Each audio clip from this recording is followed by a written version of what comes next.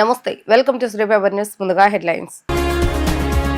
June 4న పేట విరగడైన దినం నిర్వహించాలని పిలుపునిచ్చిన ఉప ముఖ్యమంత్రి పవన్ కళ్యాణ్. సామాజిక మాధ్యమాల ద్వారా విస్తృత డిజిటల్ క్యాంపెయిన్ చేపట్టాలని నేతలకు దిశానిర్దేశం. నూతనంగా నిర్మించిన సత్యనారాయణపురం పోలీస్ స్టేషన్ ప్రారంభించిన హోంమంత్రి వంగలపూడి అనిత. ఏపీలో గంజాయి రవాణా చాలా వరకు తగ్గిందని వ్యాఖ్య. నెల్లూరు జిల్లాలో పర్యటించిన మంత్రి పులుసు పార్థసారథి. కడప మహానాడులో ప్రవేశపెట్టిన 6 పాలసీలు రాష్ట్రంలో గేమ్ చేంజర్గా మారనున్నాయని వెల్లడి. కూటమి ప్రభుత్వం ఏర్పడి సంవత్సరం అవుతున్న సందర్భంగా జూన్ 4వ తేదీన పేడ విరగడైన దినంగా నిర్వహించాలని ఉప ముఖ్యమంత్రి పవన్ కళ్యాణ్ పిలుపునిచ్చారు. ఈ రోజు ఉదయం వేళ రంగవల్లులు, పోటీలు, అలాగే సంక్రాంతి పండుగ కళ వచ్చేలా కార్యక్రమాలు నిర్వహించాలని, సాయంత్రం దీపాలు వెలిగించి బాణసంచా కాల్చి దీపావళి పండుగ వేడుకలను చేసుకుందామని తెలిపారు. ఈ చిత్రాలను సోషల్ మీడియాలో పోస్టు చేయాలని పార్టీ శ్రేణులకు ఆయన సూచించారు.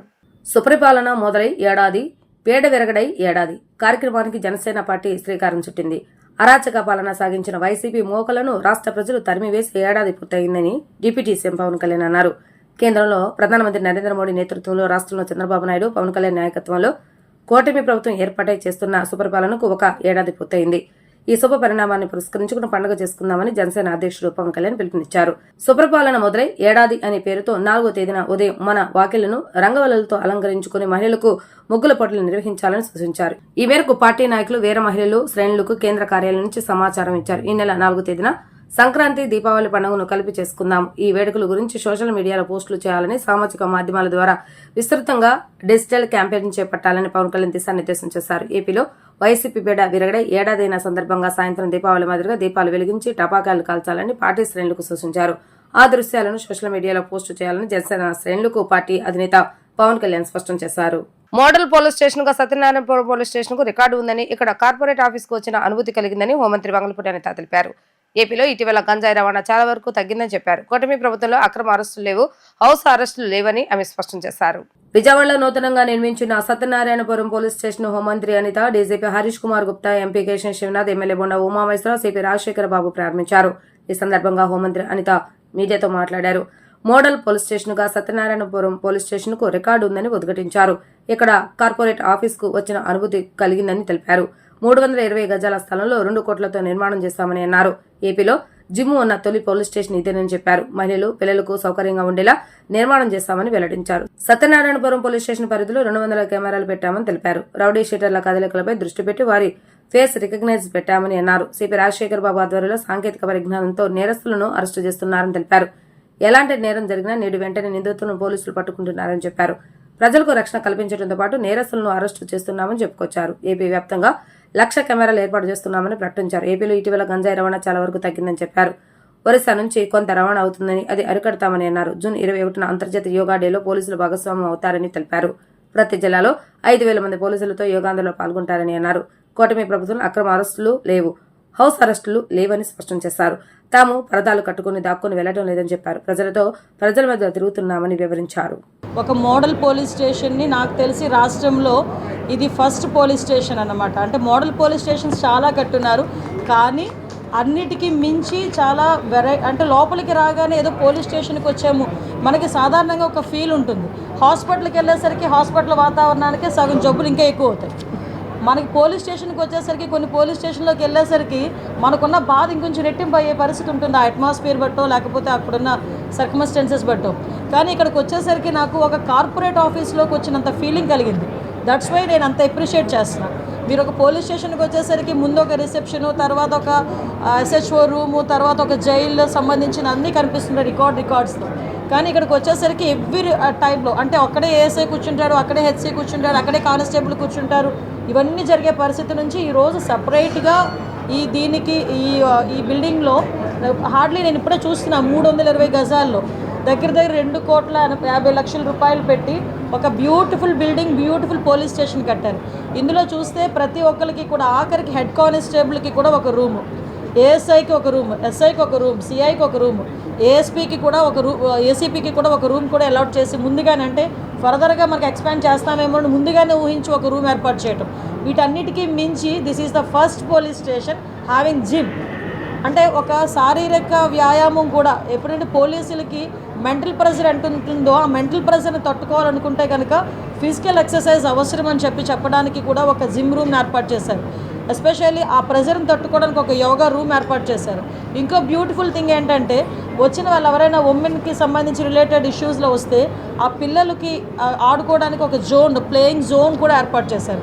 అంటే ఒక పోలీస్ స్టేషన్లో ఇన్ని ఫెసిలిటీస్ కల్పించి, అదే కాకుండా ఈరోజు ఇక్కడ చూస్తే నేరస్తులకి భయం కలిగేలా మీరు అబ్జర్వ్ చేసుకుంటే లాస్ట్ 1 ఇయర్లో నేను చాలా గర్వంగా చెప్తానండి.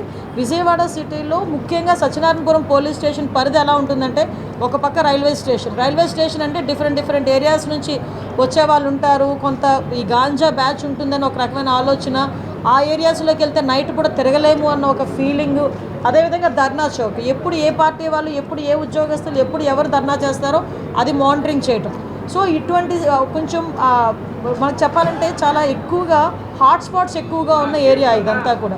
సో ఈ ఏరియాలోని మనం మానిటరింగ్ చేయడం కానీ మనకేంటంటే ఇన్విజిబుల్ పోలీసింగ్ చేయడం కూడా చాలా ఇంపార్టెంట్ అని చెప్పి సుమారుగా ఈ పరిధిలో దగ్గర 200 కెమెరాలు పెట్టారు. ఈ పోలీస్ స్టేషన్ పరిధిలో, ఈ పోలీస్ స్టేషన్ చుట్టూ కూడా ఒక 10 కెమెరాలు పెట్టారు. రౌడీ షీటర్స్ కూడా వచ్చి ఎవ్రీ సండే వచ్చి సిగ్నేచర్ పెట్టాల్సిన రౌడీ షీటర్స్ కూడా వచ్చారా లేదా తెలియడానికి వాళ్ళకి ఫేస్ రికగ్నిషన్ పెట్టారు. అంటే టెక్నాలజీని మోస్ట్లీ అడాప్ట్ చేసుకొని నేరాల నియంత్రణకి కూడా ఇక్కడ మనం చేసే పరిస్థితి కూడా కనిపిస్తూ ఉంది. నెక్స్ట్ ఈగల ద్వారా మన గాంజాని కూడా అరికట్టేదానికి ఈగలు కూడా చాలా ఎఫెక్టివ్గా పనిచేస్తుంది. మీరు ఈ మధ్యకాలంలో చూస్తే ఈగల్ కల్టివేషన్ తగ్గింది. మనకి ఒరిస్సా అటువైపు నుంచి వస్తుందంటే రీసెంట్గా ఒక చిన్న మీటింగ్ యాక్చువల్గా పోస్ట్పోన్ అయింది.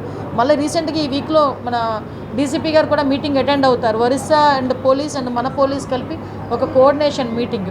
అట్ ద సేమ్ టైం మీ అందరికీ కూడా ఒక విన్నపం, యోగా డే కూడా June 21 యోగా డే కూడా జరుగుతోంది. ఆ రోజు గౌరవ ప్రధానమంత్రి మోడీ గారు కూడా విశాఖపట్నం వస్తున్నారు. దానికి ప్రతి ఒక్క నెల రోజుల ప్రోగ్రామ్స్ కూడా ఇచ్చున్నాం. ఆ నెల రోజుల ప్రోగ్రామ్స్లో కూడా నేను చాలా ప్రౌడ్ టు సే మా పోలీస్ డిపార్ట్మెంటే ఫస్ట్ ఇనిషియేషన్ తీసుకొని 5,000 మందితో విశాఖపట్నం బీచ్లో ఫస్ట్ స్టార్టింగ్ కూడా మేమే చేసాం, డిపార్ట్మెంటే చేసాం.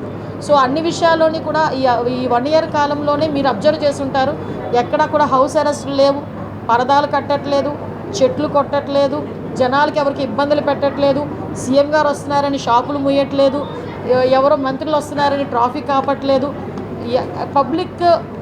పబ్లిక్ రిలేటెడ్కే మేము మెయిన్ ప్రాధాన్యత ఇచ్చి వాళ్ళ భద్రత ధ్యేయంగా ఈరోజు మేము పనిచేసుకుంటాం. కడప మహానాడులో ప్రవేశపెట్టిన 6 పాలసీలు రాష్ట్రంలో గేమ్ చేంజర్ గా మారనున్నాయని మంత్రి పార్థసారథి వెల్లడించారు.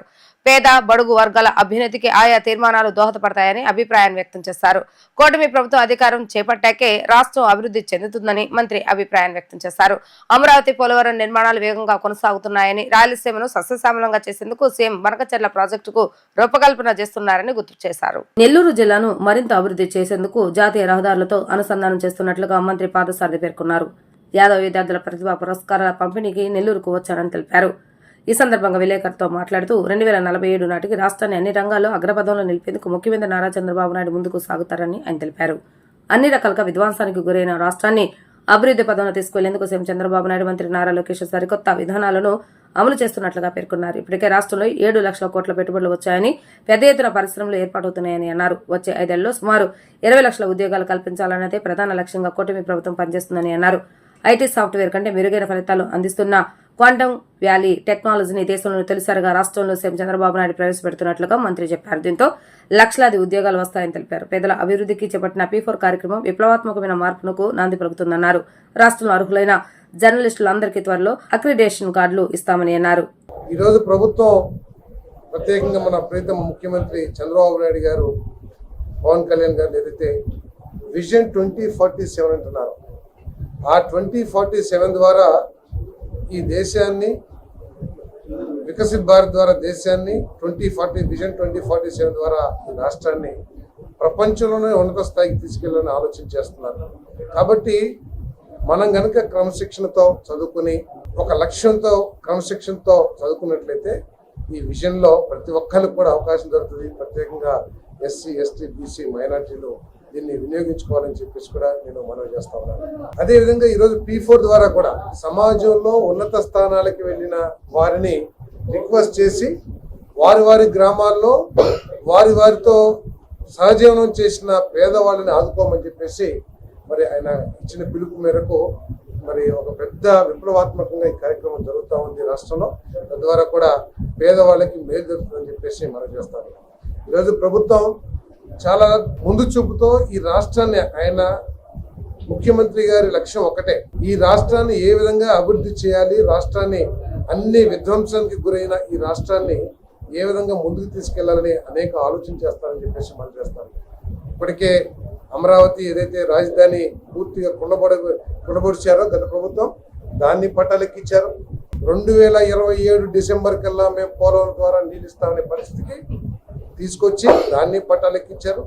ఇప్పుడు ఆయన వినూత్నంగా ఆలోచించి 80,000 కోట్లు దాదాపు ఖర్చు అయ్యే పోలవరం బనకచెర్ల ఈ కార్యక్రమం ద్వారా రాయలసీమకి, ఎప్పుడు రాయలసీమని రాజకీయంగా వాడుకున్నారో తప్పితే రాయలసీమ అభివృద్ధి కోసం ఆలోచించలేని అభిప్రాయం రాష్ట్ర వ్యాప్తంగా ఉంది, రాయలసీమలో కూడా ఉంది.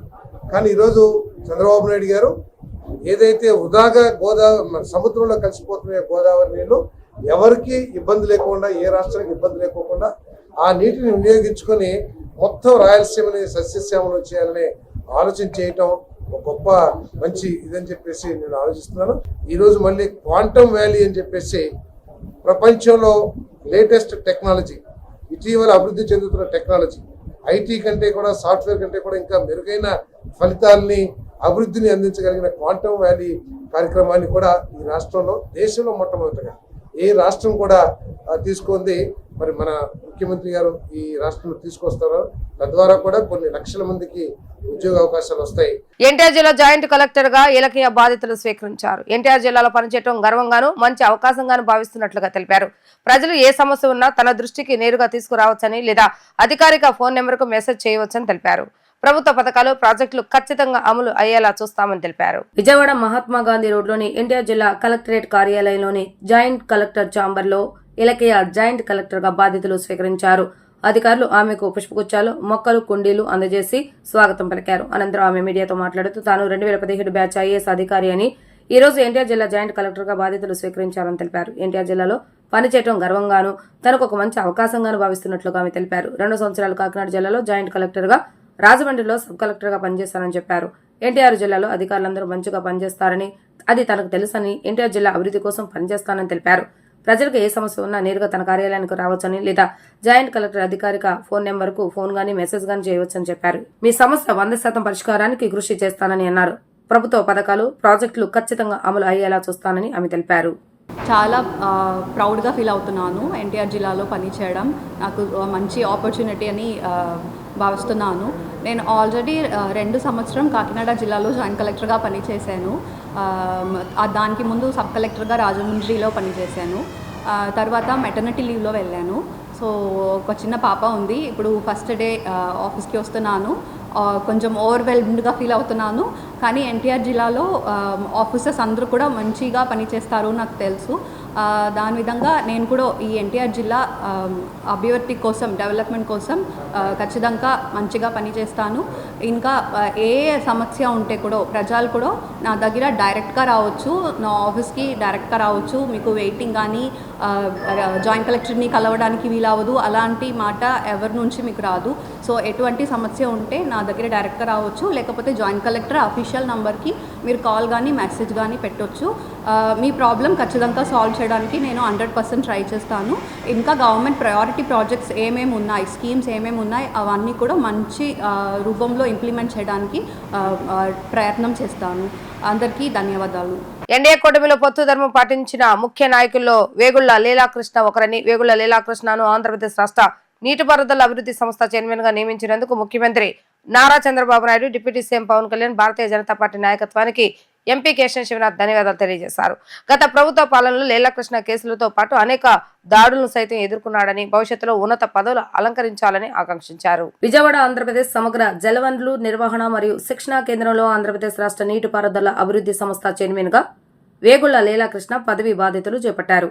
ఆంధ్రప్రదేశ్ రాష్ట్ర నీటిపారుదల అభివృద్ధి సంస్థ చైర్మన్ గా లీలాకృష్ణ పదవి ప్రమాణ స్వీకారోత్సవ కార్యక్రమానికి ముఖ్య అతిథిగా ఎంపీ కేశవ శివనాథ్, మండపేట ఎమ్మెల్యే వేగుళ్ల జోగేశ్వరరావు హాజరయ్యారు. ఈ సందర్భంగా వారు మాట్లాడుతూ ఎన్డీఏ కూటమిలో పొత్తు ధర్మం పాటించిన ముఖ్య నాయకుల్లో వేగుళ్ల లీలాకృష్ణ ఒకరని, ఎన్డీఏ కూటమి పొత్తు ధర్మం ప్రకారం మండపేట తెలుగుదేశం పార్టీ ఎమ్మెల్యే వేగుళ్ల జోగేశ్వరరావు గెలుపులో లీలాకృష్ణ కీలక పాత్ర పోషించారన్నారు.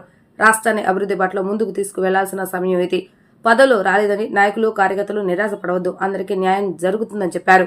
గత ప్రభుత్వ పాలనలో లీలాకృష్ణ కేసులతో పాటు అనేక దాడులను సైతం ఎదుర్కొన్నాడని, భవిష్యత్తులో ఉన్నత పదవులు అలంకరించాలని ఆకాంక్షించారు. త్వరలో జరగబోయే నియోజకవర్గాల పునర్విభజనలో కూటమి పొత్తు ధర్మం పాటించిన నాయకులందరికీ న్యాయం జరుగుతుందని అన్నారు. వేగుల లీలాకృష్ణను ఆంధ్రప్రదేశ్ రాష్ట్ర నీటిపారుదల అభివృద్ధి సంస్థ చైర్మన్ గా నియమించినందుకు ముఖ్యమంత్రి Nara Chandrababu Naidu, deputy CM Pawan Kalyan, Bharatiya Janata party నాయకత్వానికి ధన్యవాదాలు తెలిపారు.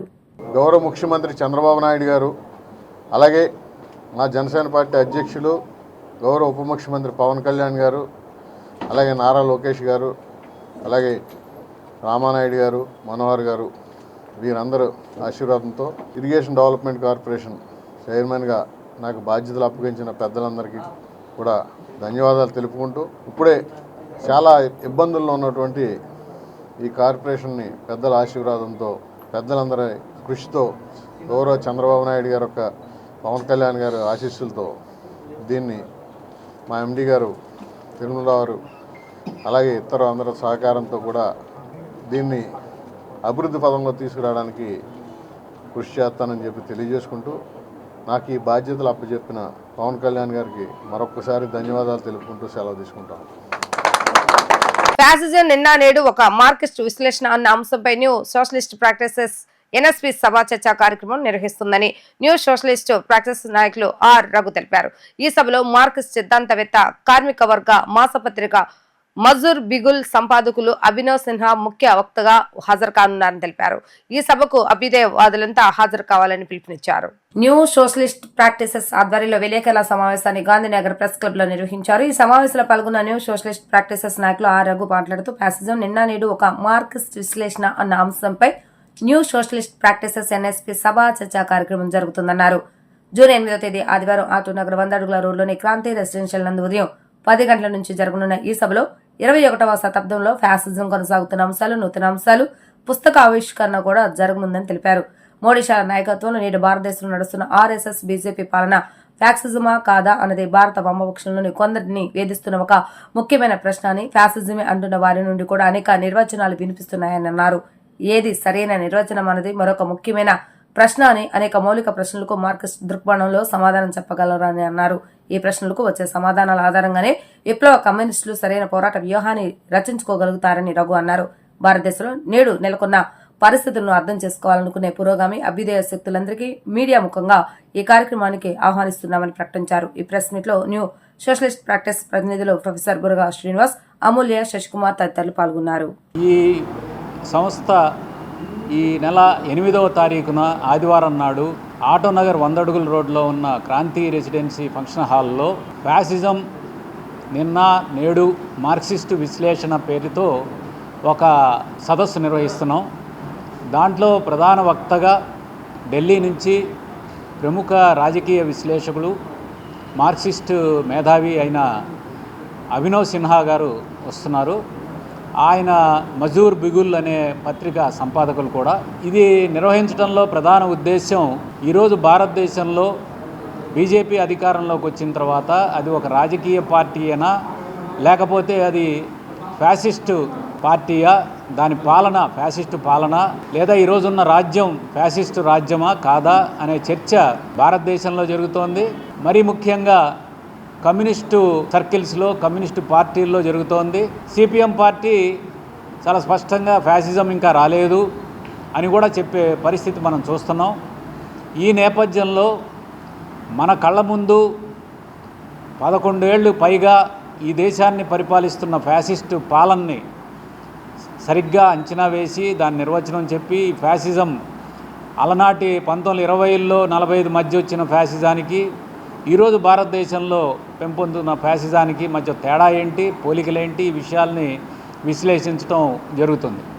వాస్తవంగా మనం ఈ 10-12 ఏళ్ళుగా చూస్తూ ఉంటే దేశంలో కమ్యూనిస్టుల మీద, లేదా వామపక్షవాదుల మీద, ప్రజాతంత్రవాదుల మీద కాదు, సాధారణ సాంస్కృతిక రంగంలో పనిచేస్తున్న మేధావుల మీద, సామాజిక రంగంలో పనిచేస్తున్న కార్యకర్తలు, మేధావుల మీద చాలా తీవ్రమైన దాడి జరుగుతోంది. చివరికి స్టాండప్ కామెడీని కూడా భరించలేని స్థితికి ఈరోజు ప్రభుత్వం వచ్చింది. ప్రభుత్వాన్ని విమర్శించడం అంటే విద్యార్థుల హక్కులు సమానత్వ పూరిత విద్యా విధానాలను అమలు చేయాలని భారత విద్యా ఇస్లామిక్ సంస్థ students Islamic organisation of India Andhra Pradesh zone శాఖ పనిచేస్తుందని ఎస్ఐఓ రాష్ట్ర నాయకులు మహమ్మద్ అబ్దుల్ రకీబ్ తెలిపారు. కొత్త విద్యా సంవత్సరం ప్రారంభం కావడంతో దేశవ్యాప్తంగా విద్యార్థులపై తీవ్ర ప్రభావం చూపే పరిస్థితులు నేటి విద్యా వ్యవస్థలో ఉన్న వ్యవస్థాపిత లోపాలను student Islamic organisation of India బహిరంగంగా వ్యక్తపరుస్తుందని చెప్పారు. Student Islamic organisation of India Andhra Pradesh zone ఆధ్వర్యంలో గాంధీనగర్ ప్రెస్ క్లబ్ లో విలేకరుల సమావేశం నిర్వహించారు. ఈ సమావేశంలో పాల్గొన్న రాష్ట్ర నాయకులు అబ్దుల్ రకీబ్ మాట్లాడుతూ ఆంధ్రప్రదేశ్ విద్యారంగానికి సంబంధించిన విద్యార్థుల అత్యవసర సమస్యలను ప్రభుత్వం పరిష్కరించాలని అన్నారు. ముఖ్యంగా ఫీజు రియంబర్స్మెంట్ పథకాలలో ఆలస్యం అంతరాయం సరికాదని అన్నారు. మెగా డిఎస్సి నియామకాలు వెనువెంటనే జరిగేలా చూడాలని, అభ్యర్థుల వయ పరిమితిని పెంచాలని అన్నారు. ఆర్టీఈ చట్టం అమలులో వైఫల్యాలను అరికట్టాలని, విద్యారంగానికి బడ్జెట్లో ఎక్కువ నిధులు కేటాయించాలని అన్నారు.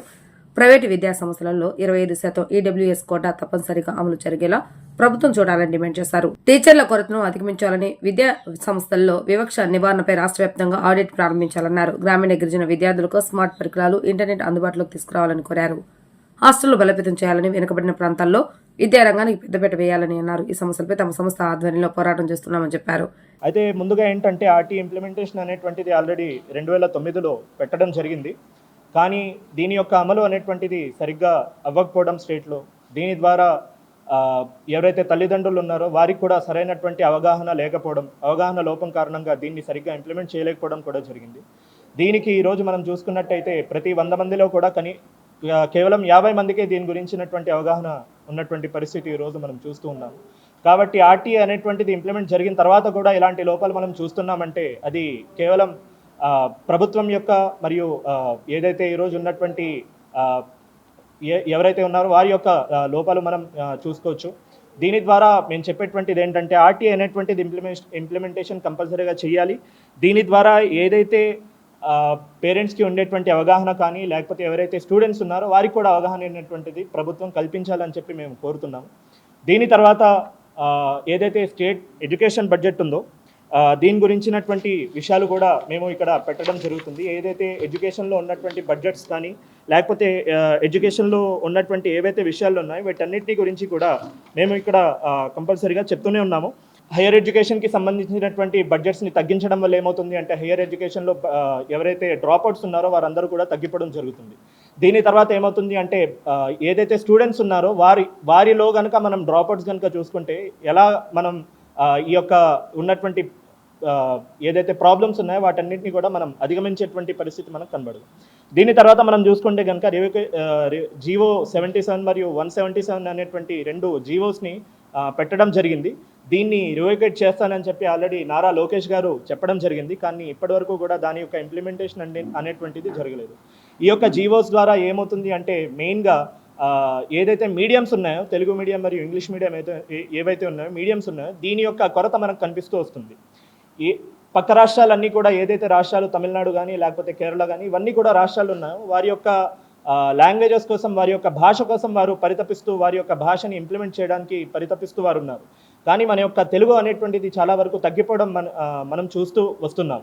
ఇక్కడ ఉన్నటువంటి అకాడమిక్ ఇయర్స్లో కానీ లేకపోతే అకాడమిక్ సంవత్సరాలు ఏవైతే ఇక్కడ ఉన్నాయో దాంట్లో ఏంటంటే మెయిన్గా ఇంగ్లీష్ లాంగ్వేజ్ని కంపల్సరీ చేయడం లేకపోతే ఇంగ్లీష్ లాంగ్వేజ్కి సంబంధించినటువంటి దాన్ని ఇంకా ఎక్కువగా చెప్పడం ఏదైతే ఉందో దీన్ని తగ్గించి తెలుగు లాంగ్వేజ్లో ఉన్నటువంటి మీడియంస్ని కూడా పెంచాలి. ఈ యొక్క జీవోస్ని రివోక్ చేయాలి అని చెప్పి మేము ప్రభుత్వానికి డిమాండ్ చేస్తున్నాము. తమ దుకాణాలను తమకు ఇప్పించాలంటూ విజయవాడ లెనిన్ సెంటర్ వస్త్ర దుకాణ ప్రాంగణం వద్ద పలువురు ఆందోళన నిర్వహించారు. తమకు చెందిన 26, 28, 29 నెంబర్ల దుకాణాలను వైఎస్ఆర్సీపీ పార్టీ అండదండలు ఉన్న నారంశెట్టి చిరంజీవి అనే వ్యక్తి ఆక్రమించుకొని ఇబ్బందులు పెడుతున్నాడంటూ సోరంపల్లి శివ, సోమయ్య, శ్రీనివాస్ అనే వ్యక్తులు దుకాణాల వద్ద ఆందోళన చేశారు. కనీసం అద్దె కూడా చెల్లించకుండా 6 సంవత్సరాల నుండి ఇబ్బందులు పెడుతున్నారని, షాపులు ఖాళీ చేయమంటే దౌర్జన్యం చేసి భౌతిక దాడులకు దిగుతున్నారంటూ కన్నీరు వరింతమయ్యారు. విజయవాడ లెనిన్ సెంటర్ వస్త్ర దుకాణాల షాపు వద్ద ఒక్కింత ఉద్రిక్తత చోటు చేసుకుంది. 26, 28, 29 దుకాణాలకు చెందిన యజమానులు శివ, సోమయ్య, శ్రీనివాసులు తమ దుకాణాల వద్ద కూర్చొని ఆందోళన చేపట్టారు. ఈ సందర్భంగా శివ, సోమయ్య, శ్రీనివాస్ విలేకరులతో మాట్లాడుతూ తమకు కేటాయించిన దుకాణాలను వైఎస్ఆర్సీపీ నాయకుడుగా అని చెప్పుకుని తిరిగే నారంశెట్టి చిరంజీవి ఆక్రమించి కనీసం అద్దె కూడా చెల్లించకుండా దౌర్జన్యానికి దిగుతున్నాడని ఆవేదన వ్యక్తం చేశారు. తమకు పొట్టకూటి కోసం అధికారులు దుకాణాలు కేటాయిస్తే వయ్యే భారంతో తాము అద్దెకిచ్చామని, అయితే గత ప్రభుత్వ పాలనలో అధికారాన్ని అడ్డం పెట్టుకుని నాయకుల అండదండలతో చిరంజీవి తమకు అది కూడా చెల్లించకుండా ఇబ్బందులు పెడుతున్నారని వాపోయారు. 6 సంవత్సరాల నుండి అద్దె చెల్లించకపోగా అదేమని ప్రశ్నిస్తే తమపై బౌద్ధిక దాడులకు దిగుతున్నారని చెప్పారు. దుకాణాల యజమానుల ఆందోళన సమాచారంతో అక్కడికి చేరుకున్న తెలుగు మహిళా నాయకురాలు షేక్ ఆశా బాధితుల పక్షాన్ని నిలిచారు. వారి షాపులు వారికి ఇచ్చేయాలంటూ చిరంజీవి అనే వ్యక్తికి నచ్చజెప్పి ఎదురుచూడక అంగీకరించకపోవడంతో వాగ్వాదం జరిగింది. ఈ సందర్భంగా ఆశా మాట్లాడుతూ వైసీపీ ప్రభుత్వాన్ని అడ్డం పెట్టుకుని గత ప్రభుత్వ పాలనలో వెల్లపల్లి శ్రీనివాసరావు, మల్లాది విష్ణు పేర్లు చెప్పుకొని అమాయకులైన దుకాణ యజమానులను చిరంజీవి ఇబ్బందులు పెట్టారని అన్నారు. తక్షణమే వారి దుకాణాలు వారికి ఇవ్వకపోతే చట్టపరంగా న్యాయం జరిగేలా చూస్తామని అన్నారు. మైనార్టీ నాయకులు ఫతవుల్లా మాట్లాడుతూ వైసీపీ ప్రభుత్వం పతనమై ఏడాదైనా నేటికి కొందరు వైసీపీకి చెందిన వారు అమాయకులను ఇబ్బంది పెడుతూనే ఉన్నారన్నారు.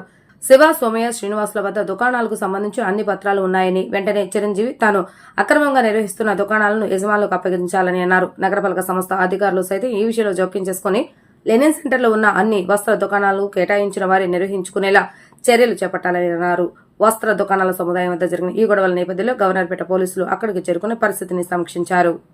కొట్లు మా అద్దెలు ఇవ్వట్లేదండి, మాకు అద్దెలు ఇవ్వట్లేదండి. 2018లో వేసాడండి, 2021లో తీసాడండి. అదేనా ఎవరో అవినాష్ తీపిస్తే మేము అన్నం తింటుంటే సుబ్బారావు పిలిపించి అర్జెంటుగా వెళ్ళి కోర్టు ముందు రాజీనామా చేయి అన్నాడు. ఏమండి కోర్టులో ఉందంటే తీశాడు కోర్టులో అని ఈయనకి సలహా చెప్పి 5 పైసలు ఇవ్వద్దు వాళ్ళకి.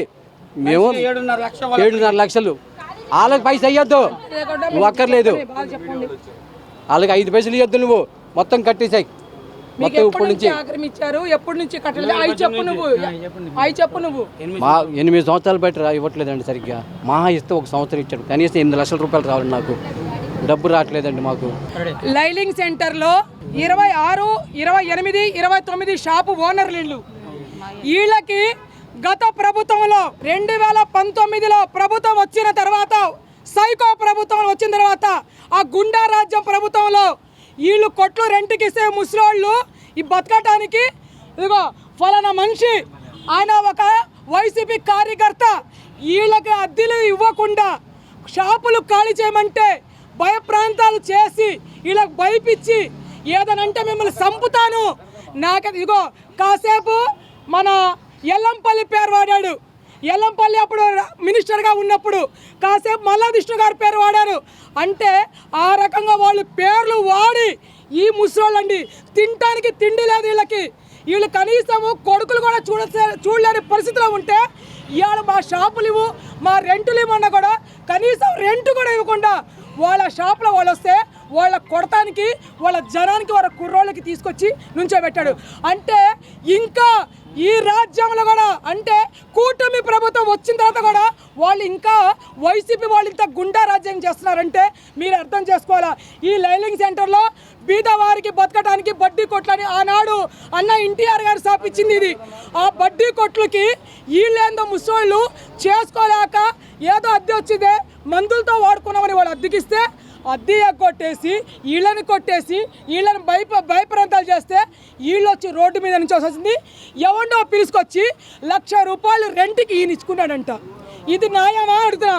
ఇది ఈ ప్రభుత్వంలో ఇట్లాంటి జరగవు కాబట్టి నేను ఒక తెలుగు మహిళగా వీళ్ళకి నేను ఒక అండగా వచ్చాను. ఈ ముసోళ్ళకి వీళ్ళందరికీ న్యాయం జరిగేంత వరకు నేను పోరాడతాను, నేను ఇక్కడే కూర్చుంటానని చెప్తున్నాను. మాకు అద్దెలు ఎత్తలేదు, మా షాప్ మాకు కావాలి. ఎన్ని సంవత్సరాలు ఓపిక పడ్డాం, ఇంక మాకు కాళ్ళు అరిపోయినాడు వారిపోయి షుగరు బీబీ నడు అరిగిపోయింది, కాళ్ళు పోయి. మా అమ్మగారండి మీ చెప్పులు మాత్రం ఉన్నాము, ఇలా కూడా నిలబడలేదు. చెప్పు షుగరు బీబీ కళ్ళు కనపడవు, కాళ్ళు మోగాళ్ళు అరిగిపోయి నిలబడలేదు. అద్దె ఇస్తాడంటే అద్దె ఇవ్వలేదు. మమ్మల్ని ఎన్ని సంవత్సరాలు చేడిపించాడు కూడా మా షాపులు మాకు కావాలి, మా షాపులే మాకు కావాలి. మా నాన్నగారు చనిపోయారు, దానివల్ల షాపు అద్దెకిచ్చి ఆ డబ్బులతో మమ్మల్ని పోసిద్దామని తీసుకున్నాను సార్. అది మా నాన్నగారు చనిపోయిన తర్వాత షాపు రెంట్కి ఇచ్చామండి. అంత ముందు వరకు మా నాన్నగారు రన్నింగ్ చేశారండి. ఇక మా వల్ల కాక మేము షాపు రెంట్కి ఇచ్చాం. చిరంజీవి అతనికి అద్దెకి ఇచ్చాం సార్.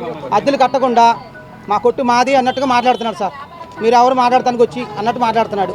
మా కొట్లు మాకు అద్దెలు కావాలా, మా కొట్లు ఖాళీ చేసి మాకు హ్యాండ్ ఓవర్ చేయాలా, అది సార్ మాది. ఎవరికైతే కార్పొరేషన్ ఇచ్చిందో ఎవరి పేరు మీద ఉందో ఇక్కడ వాళ్ళు వ్యాపారాలు చేయట్లేదు. వాళ్ళు వేరే వాళ్ళకి ఇచ్చుకోవటం, అద్దెలకి ఇచ్చుకోవటం, దీంట్లో కబ్జాదారులు చేరి 3, 4 షాపులు కబ్జా చేసుకొని ఆ పేదలకు 1 రూపాయి కూడా వెళ్లకుండా వీళ్ళు దౌర్జన్యం చేస్తున్నారు.